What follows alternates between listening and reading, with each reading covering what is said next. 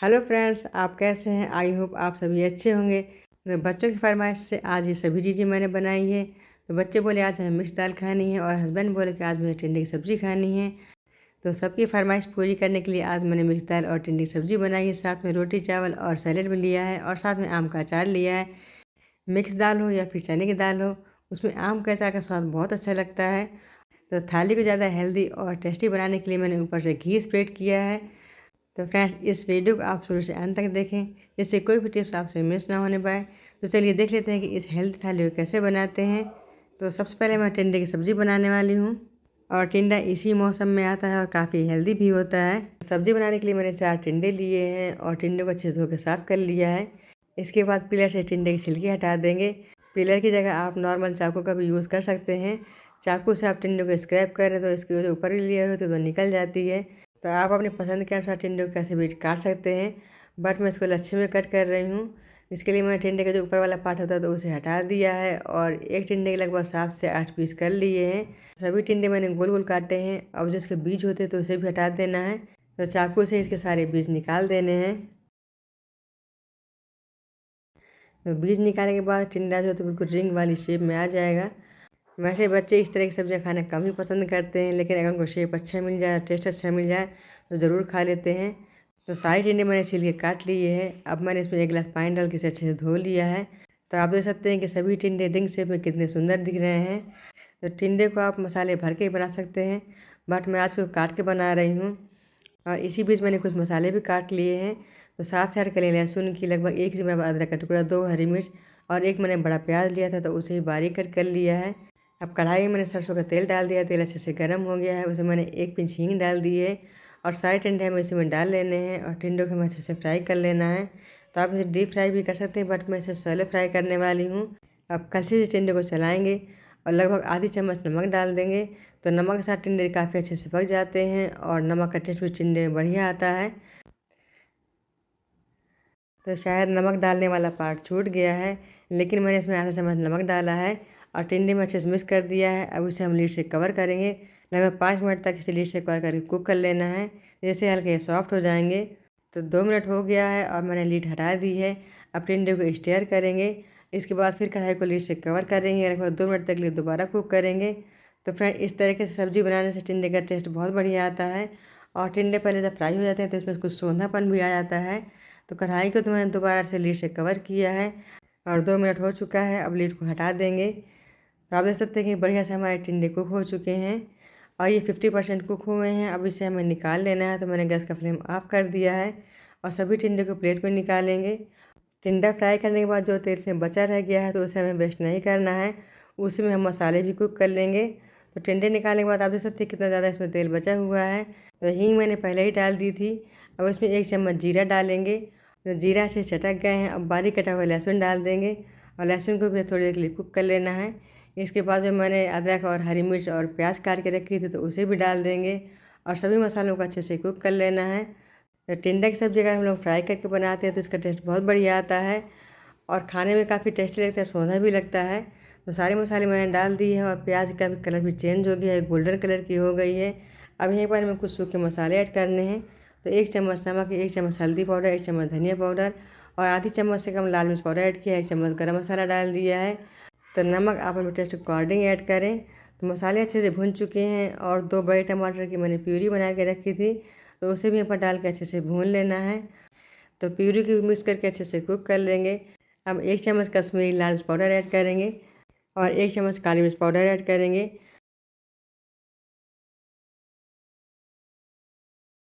सभी मसाले कुक हो जाने के बाद फ्राई किए हुए टिंडे डाल देंगे और टिंडे वैसे ही पहले 70% तक कुक हो चुके थे, तो इसी सब्ज़ी को हमें कम ही कुक करना, ज़्यादा इसे कुक नहीं करेंगे।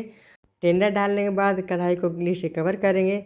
लगभग 2 मिनट तक के लिए इसे मीडियम टू लो फ्लेम में कुक करना है। तो 2 मिनट हो चुका है और लीड मैंने हटा दी है। तो आप देख सकते हैं कि सब्ज़ी हमारी कितनी बड़ी से बनके तैयार हो गई है। अब लास्ट में मैंने इसमें हरा धनिया पत्ता डाल दिया है, इसे भी अच्छे से मिक्स कर लेना है। तो टिंडे की सब्ज़ी आप पूरी पराठा या फिर चपाती के साथ सर्व करें। सब्ज़ी में ऊपर से थोड़ा सा हरा धनिया पत्ता डाल के स्प्रेड करेंगे। इस मज़ेदार रेसिपी को एक बार ज़रूर ट्राई करें और फैमिली के साथ एंजॉय करें। तो चटपटी सी मसालेदार टिंडे की सब्ज़ी बनकर तैयार हो गई है। तो सब्ज़ी तो बन चुकी है, अब चलिए दाल चावल और रोटी बना लेते हैं। एक छोटी कटोरी से 1.5 कटोरी चने की दाल ली है। तो दाल को हमें अच्छे से धो लेना है। धोने के बाद हमें इसे कुक करना है। कुकर में 1 चम्मच सरसों का तेल डालेंगे। तो तेल कम ही यूज़ करें और साथ में आधी चम्मच हींग डाल दी है। जब हींग अच्छे से कुक हो जाएगी तो हम दाल डाल देंगे। तो धुली हुई चने की दाल डालने के बाद लगभग 1 मिनट तक के लिए इसे सौटी करेंगे, जिससे चने की दाल में सोंधापन आ जाएगा। तो फ्रेंड्स, आज मैं मिक्स दाल बनाने वाली हूँ। आप यहाँ पर अगर चने की दाल सिर्फ बनाते हैं तो दाल की क्वांटिटी बढ़ा सकते हैं। मैं यहाँ पर चना, मूंग और अरहर की दाल को मिक्स करके बनाऊँगी। तो ये दाल को मैंने 1 मिनट के लिए सौटी कर लिया है। अब इसी में हमें पानी डालना है। तो 2 कप पानी डालेंगे। और चने की दाल थोड़ा सा हार्ड होती है, इसको कुक होने में समय लगता है। अगर आपके पास ज़्यादा समय नहीं है तो आप यहाँ पर बेकिंग सोडा का भी इस्तेमाल कर सकते हैं।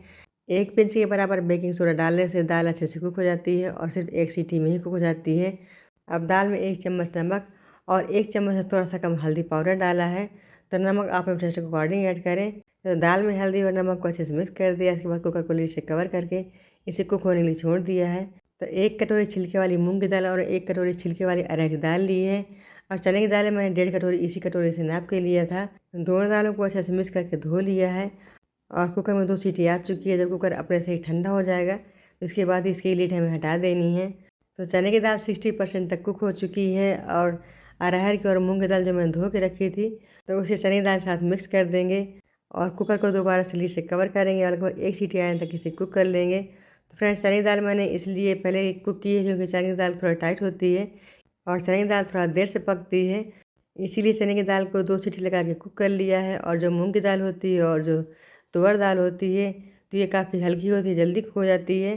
तो लगभग 60 to 70% चने की दाल कुक हो चुकी है। उसी मैंने मूंग दाल और अरहर दाल डाल दिया है। अब इसमें थोड़ा सा पानी कम लग रहा है तो 1 कटोरी पानी इसमें और डाल देंगे। और अब कुकर को लीड से कवर करके 1 सीटी आने तक कुक कर लेंगे, क्योंकि जो तुअर दाल और मूंग दाल होती है तो ये 1 सीटी में अच्छे से कुक हो जाती है।